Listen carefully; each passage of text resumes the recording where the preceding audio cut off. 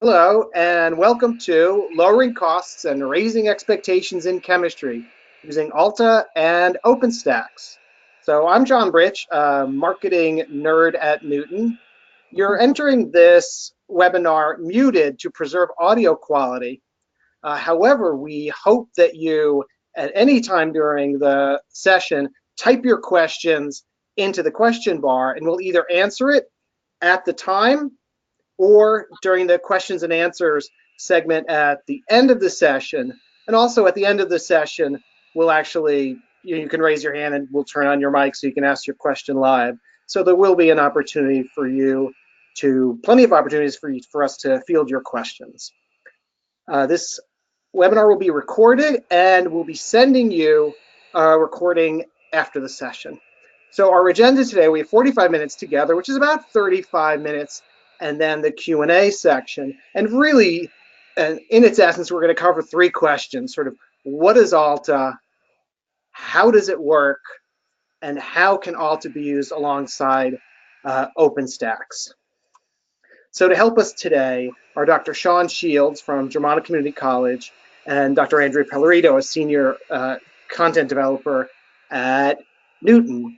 And Andrea will have the opportunity to introduce herself a little later, but first we're going to bring on Shawn. So Shawn, can you tell us about yourself and your course? Sure, and thank you, John. Basically I've been teaching for 11 years. I got my PhD in inorganic chemistry back in the day, but that's brought me to teaching general chemistry 1 and 2 mainly, and then also organic chemistry lecture and lab. So I usually teach a section of that and 2 sections of general chemistry every semester. So I've been teaching at Germanna Community College since 2012. And before that, I taught at Washington University in St. Louis for 5 years, also teaching general chemistry. I serve as the department co-chair, and also I've been the faculty lead in several open educational resources grants developing degrees at Germanna. One was through Achieving the Dream, and another one was through a VCCS initiative called Z times 23. So what about Germanna Community College? Well, we're very typical in the sense that we're an open access college, so we take everybody, regardless of how prepared they are. We have students from rural and suburban backgrounds mainly, and our students are either very prepared, minimally prepared, or anything in between. So you can just imagine the wide range of preparedness that we have. Our popular programs, we have an associate's or pre-BSN nursing program. We have engineering for the first 2 years, so you get an associate's in engineering, general studies, and also our science transfer associate's degree, so designed for transferring to 4-year schools. And as of spring of 2019, Germanna now has 2 options for OER, Open Educational Resources Materials, degrees. You can get a whole degree using only OER materials, and Alta fits nicely into this. So I teach general chemistry, as I mentioned, mainly. So it's a typical general chemistry course for science majors, general chemistry 1 and 2. Actually, this summer will be my first little foray into teaching introductory chemistry, Chemistry 101, which I'll also be using Alta for that. And so we come to, why did you choose Alta? Okay, well, I chose Alta. I was already using the OER OpenStax textbook, so the chemistry textbook, and Alta has that integrated. Alta uses the materials from OpenStax, and it's totally integrated. So basically, the homework is aligned directly with the OpenStax textbook that we use. The cost is low, and so the students, we've always had a homework system in our courses, and so they can have the free textbook and then the $40 additional cost for Alta. I love the adaptive feature. So before, it was always a trick to figure out just how much homework to assign so that students had enough practice. but I didn't want to add a bunch of busy work for more prepared students.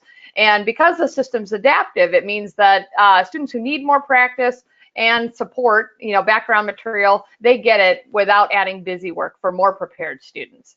And also there's a really nice selection of videos for extra explanations, and that's integrated right with the assignment, so the students can access those at any time. Super, thank you. So before we move on, just for those of you who are just joining us now and missed the introduction, you've come into the conference muted, but you can ask questions at any time using the question field on your GoToWebinar toolbar. So please feel free to pepper us with questions throughout. So Shawn will be joining us later in the session, perhaps chiming in before then, but joining us definitely later in the session to talk about how she uses Alta. But right now we want to define terms because we use the words it's adaptive, etc. It's a homework system, and there are just a lot of different learning management systems and homework systems. And so we thought we'd take some time to talk about specifically what Alta is and who we at Knewton are.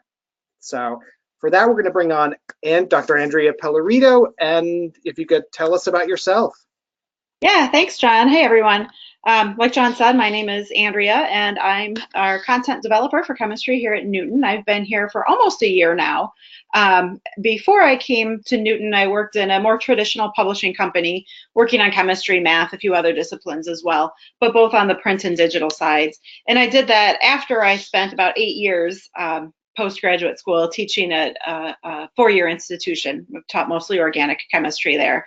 The reason I switched over here to Knewton was that so I could really focus on digital development, on making materials that are accessible for students, both in terms of cost and usability, and really so that I could focus in doing some research on how students learn, how instructors teach, what's effective in both of those realms, and how we can merge those together to form a really impactful kind of a system. So it's been a great year here, and we have accomplished a lot, but we have a lot more work to do. So I'd love to show you what we've been doing since before I came on and what the directions we're going in.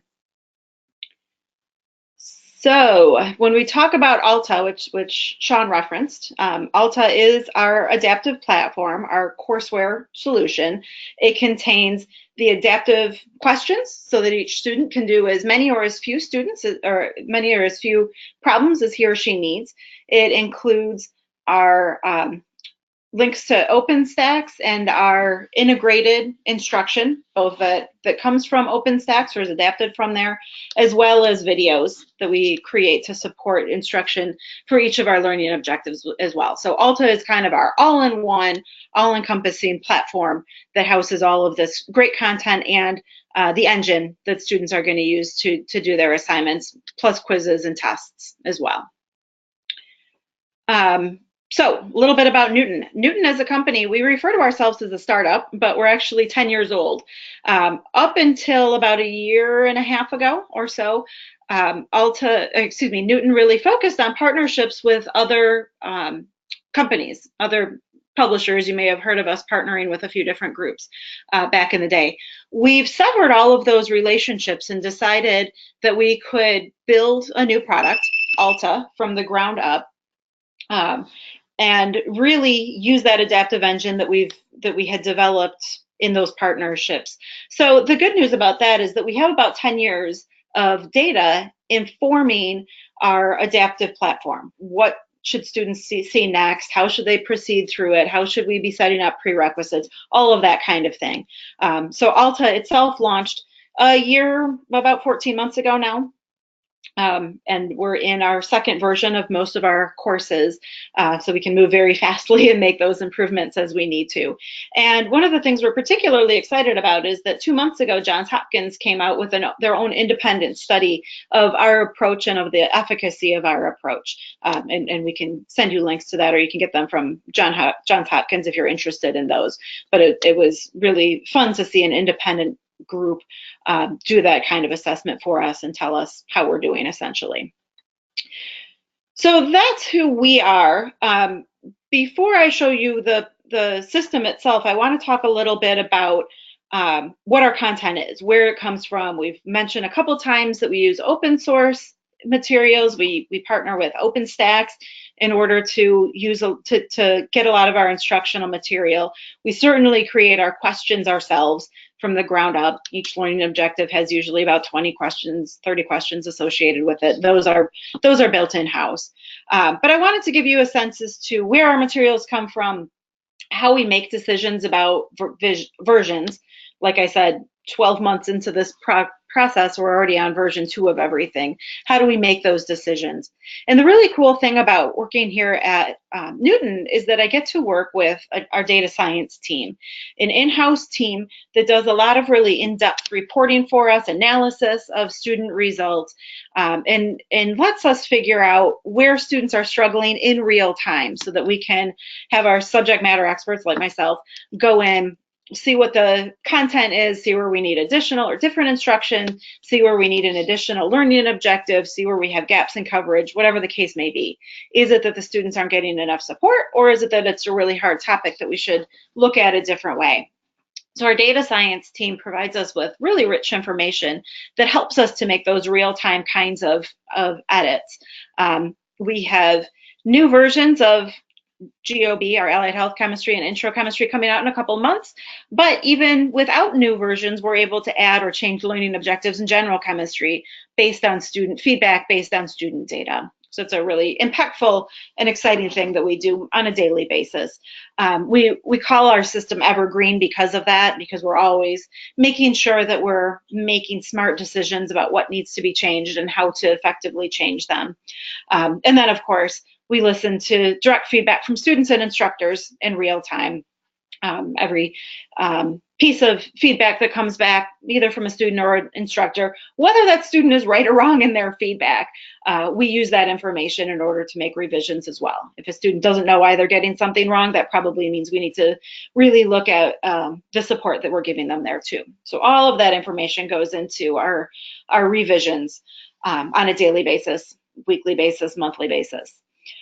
If we look at the next slide, we can kind of get a little bit of a sense as to what our partnerships look like in this. I'm the chemist on the team, so I can affect a lot of that change. But like I said, I partner with a lot of different groups in order to make that happen in a reasonable time frame. We have content experts across all of our disciplines at Knewton, but we also, like you know, partner very closely with OpenStax to get our written instruction. We have a couple of trusted videographers that help with our video instruction. And of course, we partner with universities and instructors all over the country to help us assess our content, to help us develop new content, whatever the case may be. So we really see this as a partnership with all of these different types of groups of people in order to make a really effective product for our students.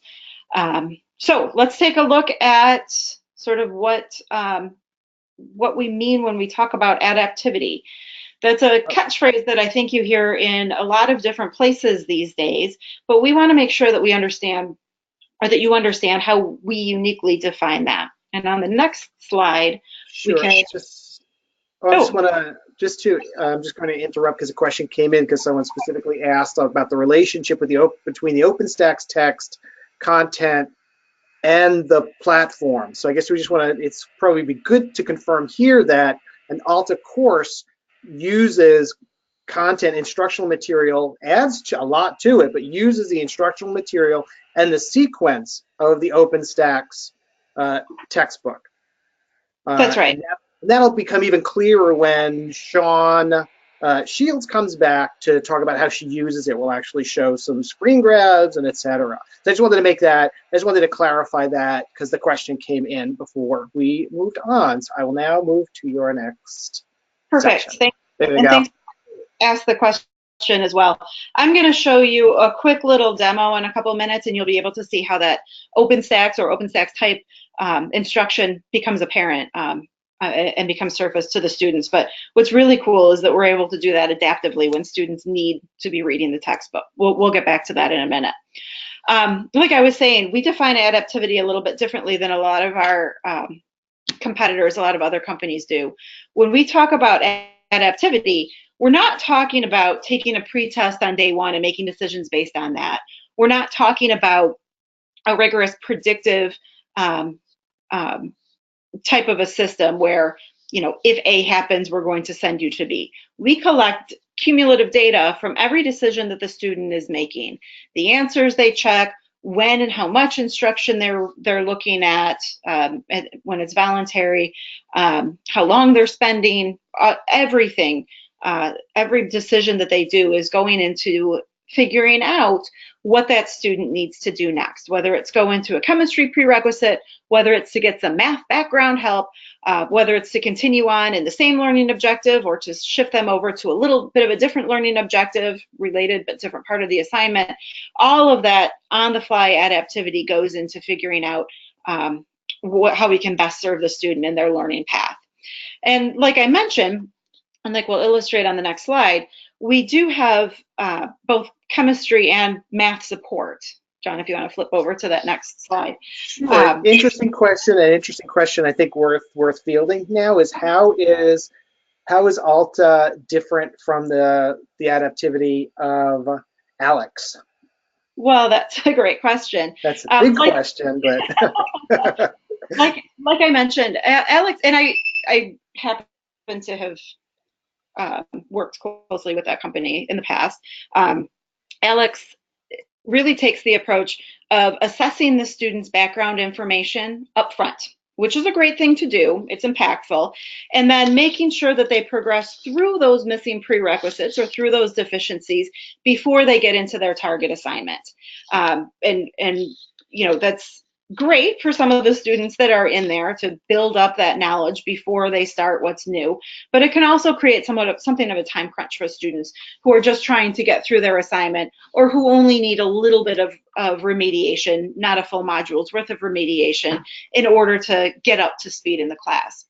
Alta, on the other hand, starts the student in the target assignment, and as they see how these deficiencies are surfacing, we give them that very specific, very targeted information that they need. And what we've actually found is that more often than not, whether it's a math deficiency or a chemistry deficiency, the students don't always, in fact, rarely need to go all the way back to the start and build up their topics until they get to the target.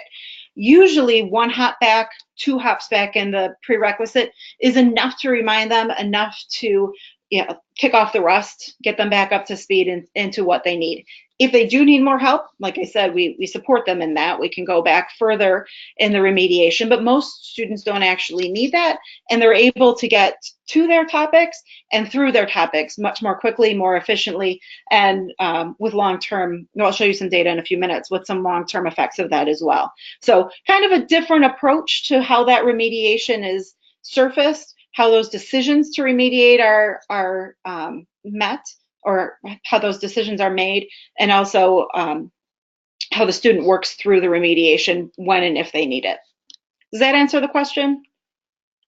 We can have more of a conversation about that after in the Q&A session at the end if you have more questions there.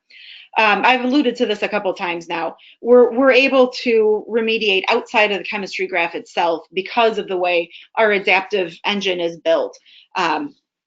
We only have really 4 disciplines: chemistry, statistics, economics, and math, and we're able to really remediate to any topic that we cover. There's not a whole lot of overlap between chemistry and econ, but we certainly have a lot of remediation in math. We can build that right into the platform, and we can do it adaptively so students see it as they need it. So with that said, let's just hop into a quick little video walkthrough of what Alta looks like to give you a better sense of how all of these pieces fit together. This is meant to mimic a student experience, but it's just a quick walkthrough. On this first opening screen here, we'll get this a little bit larger in a second, but this is the opening screen where students get all the information about what the assignment is. This particular assignment is going to relate to integrated rate laws. Down on the second half of the screen, that lighter half of the screen, we also list all of the learning objectives that the student is going to be held accountable for within this assignment. As an instructor, most of the time, if I was making an assignment, it would have multiple learning objectives in it that are very closely tied together in nature. For the sake of efficiency here, I'm only going to show you an assignment with 1. Predicts calculations for first order reactions.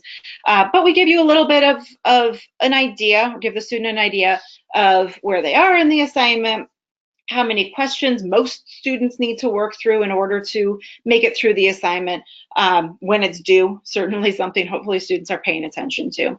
We also give students the opportunity to read about this topic before they jump into the assignment. If you'll notice next to that learning objective, perform calculations on first order reactions, there's a link there, view related material. If a student prefers to read ahead of time, we absolutely support that and give them the opportunity to read targeted materials, that OpenStax type material, ahead of time. As an instructor, I know that most of my students wouldn't do that. So we also give them the option just to jump in and start answering some questions, and then we'll give them that instructional support right when they need it, right when it's meaningful and impactful. So let's go ahead and start the video and see what that looks like. So student jumps in. First thing they're going to see, since they did not opt to read first, is a question. This one happens to be a little bit of a more conceptual question instead of a calculation, but the student has an opportunity to answer this. Gets it right, that's fantastic. We offer an answer explanation regardless of whether the student gets it right or wrong, so that they can get a richer explanation. What I really like though is that we're not done here. In a traditional homework system, if I had gotten that question right, I would check it off my list and move on, but you can see I got the next question, a calculation question, incorrect. I don't know this learning objective yet. I got 2 tries at this learning objective, or at this particular question, and I still got it wrong. So I can read my answer explanation, go on to another related but different question, not just changing the numbers here. And again, system sees that I'm struggling with this. I can get my second try. I'm going to answer the same thing here for some reason, really insisting that I'm right, still get it wrong. And again, get that really rich answer explanation to help point me in the right direction. And it's at this point that Alta says, you need a little bit of help. You've gotten a couple questions wrong. Let's look at some instruction. And sometimes that'll be the OpenStax instruction. Sometimes it'll be a video that we've created just for this particular objective. You can watch the video, pause it, fast forward through it, watch it as many times as you want to. Certainly all of our videos are closed caption, have transcripts for them, so students can watch them at their own pace. But we also ask a follow-up question so that we know that the student understood what it is that they read or watched in the video. Don't just want them to have open-ended access. We want to make sure that they're using that efficiently and understanding what they did.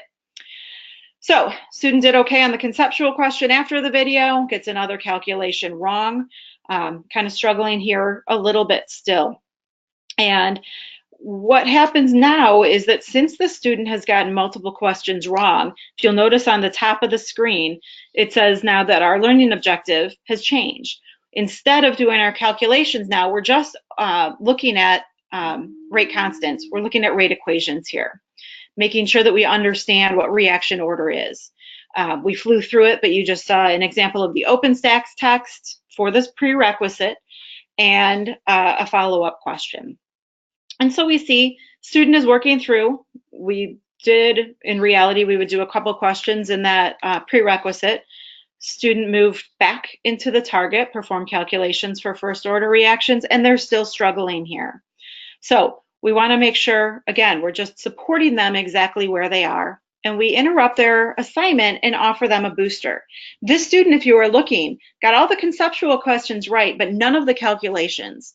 And of course, there's some math involved here that most college students, I think, come in with a little bit of a deficiency in, and that's natural logs.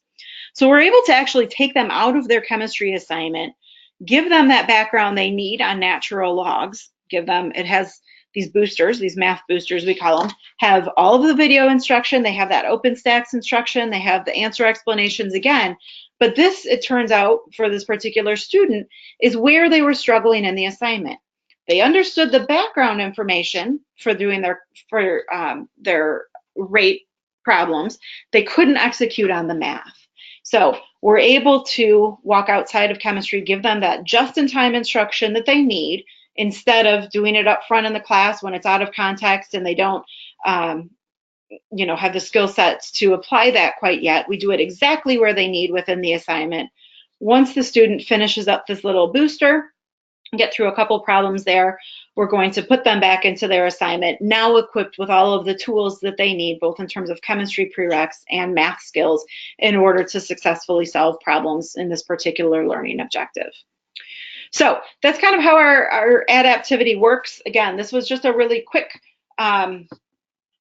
look into what the platform looks like for a student. Again, in reality, you would probably have a couple learning objectives in your assignment, depending on exactly how you structure your class. So there'll be a little bit of difference there, but we certainly invite you to take a look, build some assignments, play with them as a student would, get some things right and wrong in order to really get a full student experience there.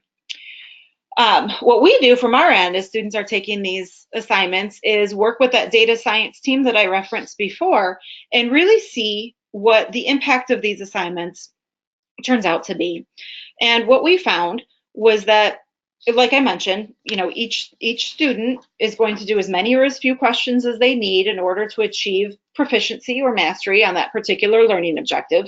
One right or wrong doesn't tell us anything, but consistently getting questions right does tell us something different. And what we found was that 87% of the time, students were able to achieve mastery or proficiency on an assignment. And, if I think about that as an instructor, I think this is a mastery-based program. I'm not penalizing students for getting questions wrong. Theoretically, if a student spends enough time on an assignment, there's no reason for them really not to get through to 100% mastery, right? It may just be a matter of just doing enough problems in order to make it through. So we really wanted to look at what those populations look like. Are they really getting something out of spending time to do these assignments and reach mastery, or are they just working through it because they know they can get points? So we subdivided that 87%. Oops, can you go back one? A little bit more to talk about on that last slide. We looked at different populations of students. We know that some students come into these assignments really well prepared. They've paid attention in class. They've done extra reading, whatever the case is, they're going to achieve mastery kind of no matter what. We focus specifically on struggling students, those students who got questions wrong right off the bat, those students who were repeatedly getting questions wrong, and students who we know as an instructor would probably not be tremendously successful on the overall homework assignment, if that's what we were giving, and then suffer the consequences on quizzes, on exams, and as that material is a prereq for further topics later on. So we looked at that struggling subdivision, not a term we tell students we place them in, but we look at that population on its own, and we saw that 82% of those students are able to achieve mastery. So even those students who traditionally in a normal kind of homework system wouldn't have made it through the assignment successfully are at high rates achieving mastery in Alta. Again, we want to dig into this a little bit more because it is still a mastery-based system. We want to make sure that they're not just spending time to get through. So we looked at how that success, how reaching mastery impacts quiz scores. And now we can go to that next slide. So for all students who took Alta quizzes, we saw a change in quiz scores as dictated by how they did on the adaptive assignments. So average quiz score for students who did not demonstrate mastery was about 55%. Average quiz score for students who did achieve mastery is about 81%. So big gap there based on just finishing or achieving mastery on an assignment.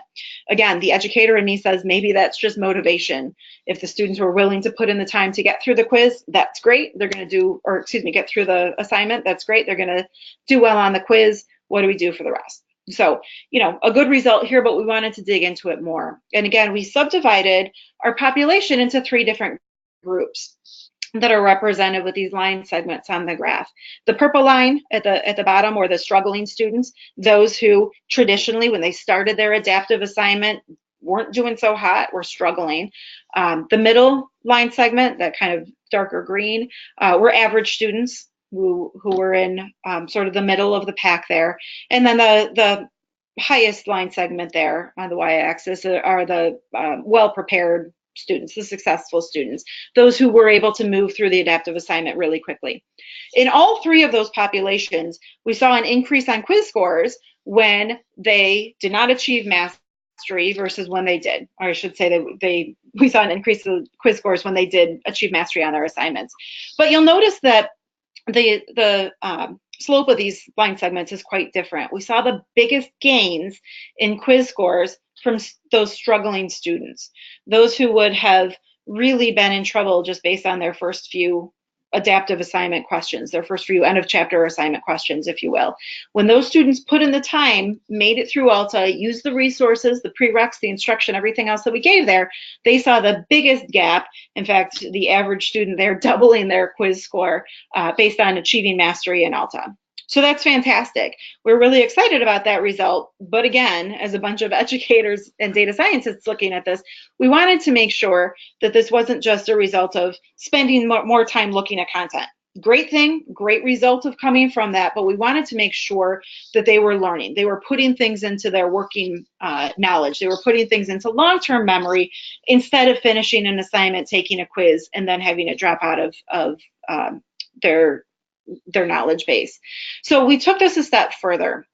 And on the next slide, we look at what happens when a student spends time learning material early in the class, when that material becomes prerequisites later on in the class. Ideally, if a student really sufficiently learns something, achieves mastery, becomes proficient on a particular topic, they should be able to do well on the quiz. They should be able to apply that later on in the course. And that's actually what we were able to study and the result that we were able to find.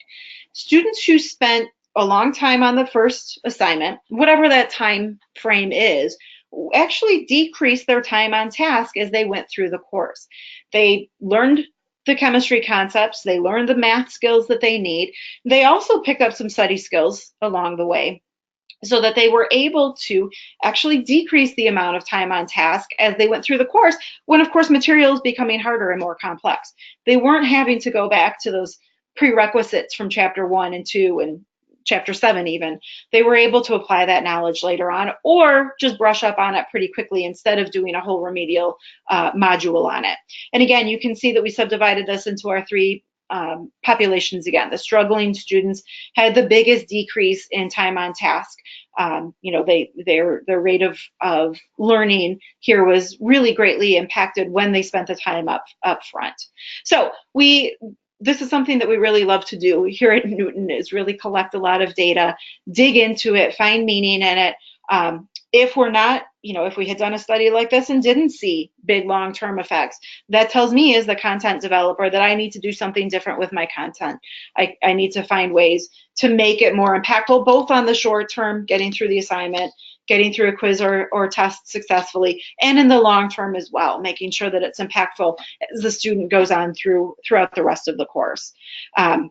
We certainly love to partner with instructors, with institutions, show you data that we have, help you collect data for your own students, partner with you in that way so that you can really make sure that Alta is fitting the needs of your class, your personal curriculum challenges, but then it is also impactful in the long term as well. So, as you hopefully look into piloting, look into adopting Alta, we're happy to have those conversations with you about the kinds of data we can collect, the kinds of data we routinely collect, and if you need something in addition to that, happy to talk to you about what that looks like and how we can get that information for you. So with that, I will turn it back over to Shawn so she can talk about how she uses Alta in a day-to-day basis in her classroom, and maybe talk about some data that she uses as well. Hello, everyone. So basically what I just want to explain and just tell you about is how I use Alta and OpenStax in my classes. And as I mentioned, I'm the department chair, and a while ago we actually made a department-wide decision to use OpenStax as our textbook all the time. And so consequently, all of us, both full-time and adjunct faculty, we all use Alta. We have fully online and in-person general chemistry 1 and 2 courses, and all of those courses use Alta. So it works both in the online environment and in the face-to-face environment. And I didn't put it on the slide, but we also use it in Intro Chem 101. So in these courses, students attend lecture. So if they're in a face-to-face class, they're going to attend lecture, or if they are in the online class, they'll watch recorded lecture videos, and they'll complete their readings from the OpenStax general chemistry text. And I really try to encourage that, and all of us do, to have them do that first. Obviously, if they attend lecture, they're going to see the material first.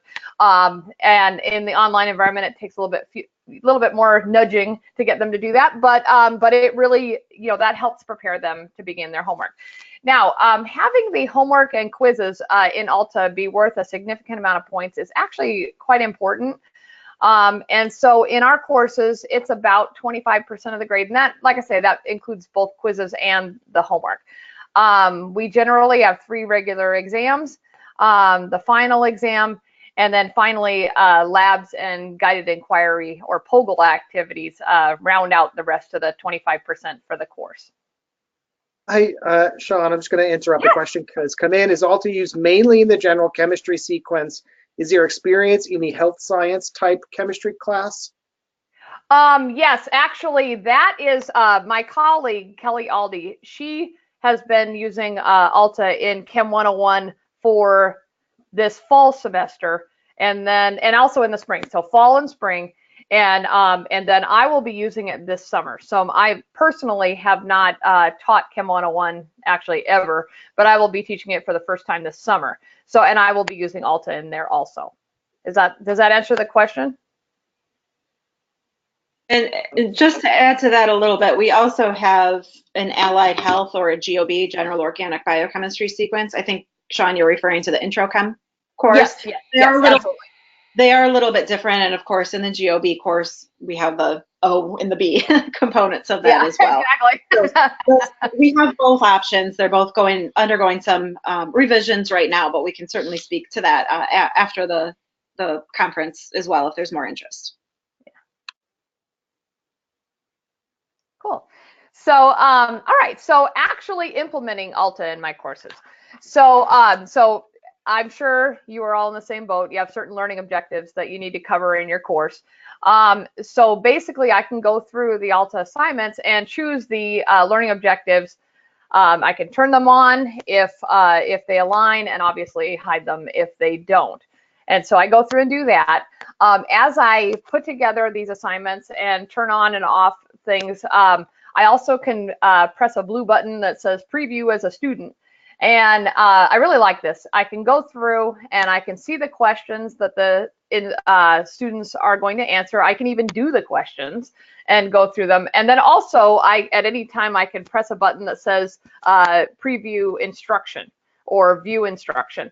And that takes me again to the videos or to the OpenStax text material that's in there. And so I can see what the students will actually be using as they're going through the assignment.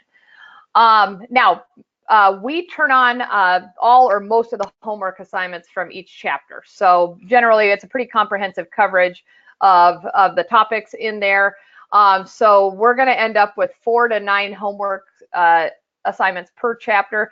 The 9 comes from 2 chapters in particular, and that's chapter 6 with the quantum and all the way up through periodic trends, and then acids and bases round out the other big homework assignment. Within each one of those homework assignments, as Andrea mentioned, there's learning objectives that you can turn on for each of those. And so obviously the least we're going to turn on is 1, but it's up to 3 learning objectives in each of those homework assignments. Okay, so this is just a little screenshot of the basically what I see when I first enter a course. So this is early in the semester. I can see the general percentage of assignment mastery for all students. So this is everybody in the course. I can see their activity. There aren't any quizzes or tests as of yet.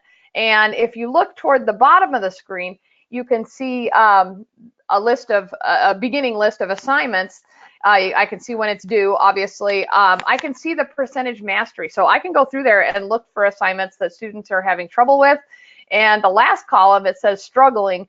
And so that'll give me the number of struggling students in that particular assignment. So again, I can go through very, very quickly and look for trouble spots.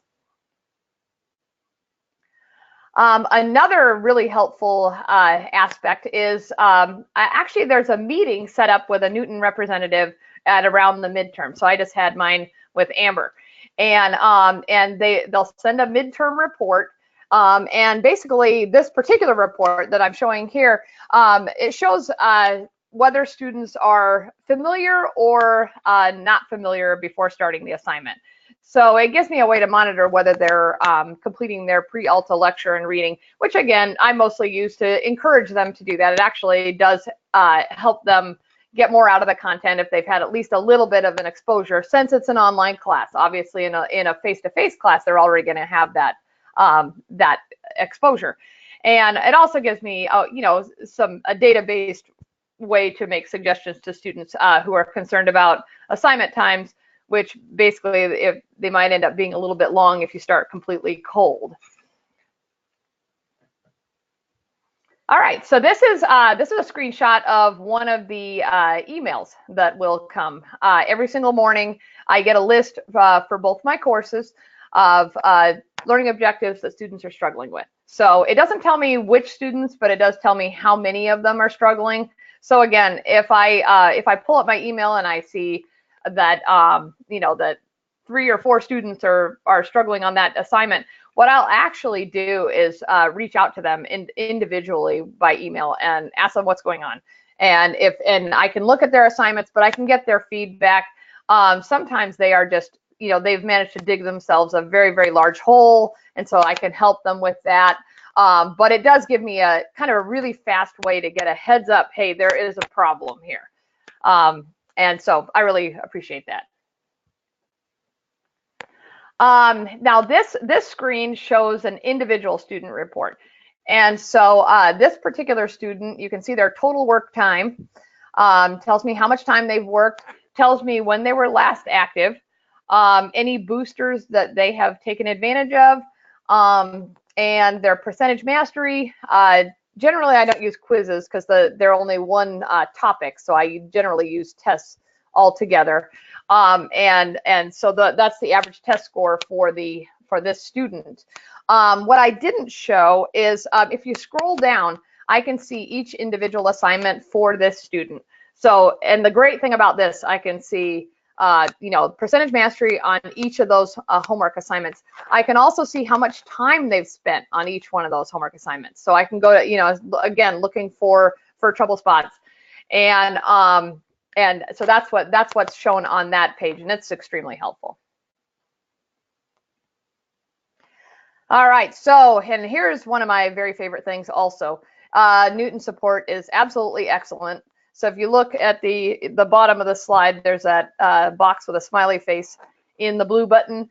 And as I'm in Knewton, I can just press that and I can have questions answered, big questions, small questions, anything answered right away. So I put my question in there. It's, you know, 30 seconds. Somebody's already dealing with my question, whether it's something simple or if it's something that's more complex, then they'll escalate it to someone who can help me. Like for instance, one student, after taking the exam in the testing center, they didn't actually submit their exam. So I had no way to access their score or the questions they got right and wrong. Neither did they. And I couldn't fix that one myself. So I typed that in the box, and that was escalated, and shortly after that problem was fixed. And they also have excellent personalized training for new faculty. So I put that under Knewton support because it truly is wonderful support. So as if we hire new adjuncts, Knewton will train them in using it. You know, reduces any kind of frustration, and of course the training would be better than if I were doing it. And then finally, LMS integration is very, very easy with Knewton. We use Canvas now. I have used Blackboard in the past. Both of those work beautifully. There's a little bit more work that goes in with Blackboard, but that's just Blackboard. But otherwise, yeah, the instructions are prepared by tech support. You can get those, and if you have any questions, you can just ask them through chat. So great support. Okay, we're going to open it up to questions. A question came in earlier, and that question is, how granular a view can you get into what students are working on? Can you see what instruction they looked at, what they answered wrong on questions? How much of a detailed view can you get into the student's pathway? Okay, so assuming I didn't miss something, so Andrea's going to help me out here. So what I can see is I can see the entire assignment. So I can pull it up for the student. I can see the entire assignment. I can go through and I can see all the different questions that they were asked. So there's a tab, all the ones they got correct, all the ones they had incorrect, and I can see, basically the answer. Now, as far as whether they can see instruction, that's where I'm not sure if I can see that. So Yeah, Andrea, it's on that same tab. Same tab. Yep. Okay, so I just haven't found that yet. It gives you a sequence of everything that they've done for a learning objective or for an assignment. Okay. Everything that they got right, every wrong answer that they put in when they looked at instruction, how they answered the follow-up question after the instruction, if they did a booster. Yep, it's all in there. I will be digging into that even more too. That's great. Okay, more questions are coming in. Shawn, have you found, was there resistance to adopting Alta? Oh, okay, so are you asking for faculty members? It doesn't specify, but you might want to touch on both because I think both are relevant. I will. So as far as our faculty, we really do try to keep a team approach in the department. So we have a meeting and we talk about textbooks and goals, and one of our goals is making sure students have the materials on the very first day, which again, if you use open educational resources, you can do that, and that's been shown to increase student success. And so we find that's very, very important. So it was very easy to get us all on the OpenStax wagon. As far as Alta, most of us just wanted to just jump right in. So, but we did have a few that wanted some time to transition and learn things ahead of time, and so basically just made kind of a rollout of first semester this group, second semester added a few more, and then finally till everybody moved over. But no resistance from instructors, I would say. Basically, a few of them just wanted a little bit more time. Students, on the other hand, they have interesting reactions. So some of them are actually many of them are delighted. I mean, they really enjoy that they can get that help right when they need it. They love the learning materials. There are a few students that are used to clicking boxes and getting it done as fast as possible. Maybe even Googling the question in and then just putting in that answer. They adapt. Let's just put it this way. So once they figure out that that's actually very counterproductive, they do get on board. But I do say that a lot. I really try to make that point that, guys, this is for you to help you learn the material. And so it's a little bit harder up front, but once you get used to it, it's actually much, much better for you. But like I say, most of the students, they are delighted. Yeah, and we actually give students the opportunity to take what we call a sentiment survey after assignments. I look at that data a lot, and as you would expect, some students are just going to be negative all the time. Some are going to be excessively positive all the time. It's really those constructive ones that give me direction as to where I should go. So I actually look at those reports, couple them with time on task, the average number of questions students are getting right and wrong in a learning objective, lots of different reports, lots of different data. I compile that together in order to make decisions about prioritizing whole level learning objective fixes. So I read all those comments. That's great. A question for Shawn. How are points assigned for homework and quizzes inside that 25% of the grade? Oh, okay. So there's actually a couple of different ways to do this. Now, I generally try to make each chapter a similar number of points. And so mine will vary depending on the number of homework assignments there are within. So I'll change each and every one of those, or in groups. I have colleagues who use weighted grading, and so they'll just distribute the points throughout the whole group of assignments. So either way works, but like I said, I tend to get kind of, I'm pretty hands-on. And so I like to get in there, and it's like, all right, if there's, this whole chapter 5, for instance, has 5, or maybe it's even 4 topics, but that takes students a long time. And so I will give them the same number of points. It's just more points per homework assignment, but they get overall the same number of points for that particular chapter as they would for chapter 6, for instance, that has 9 learning objectives. Super. We are now 5 minutes over on time, and I want to respect your time, so we're going to need to adjourn. There were some other questions. There were some specific questions on slides. We will answer those on email after the session. As I said, you're going to get an email with a link to the recording of the session, and we'll also answer your specific questions there. Also, you can just hit reply if a question comes to you after the session. You can hit reply and ask it, or request a sandbox course or a more detailed, closer look into Alta. But anyway, thank you, Andrea and Shawn, and thank you to our attendees for taking some time to spend with us today. Thank you, everyone. Have a good afternoon. Bye, everyone. Bye-bye.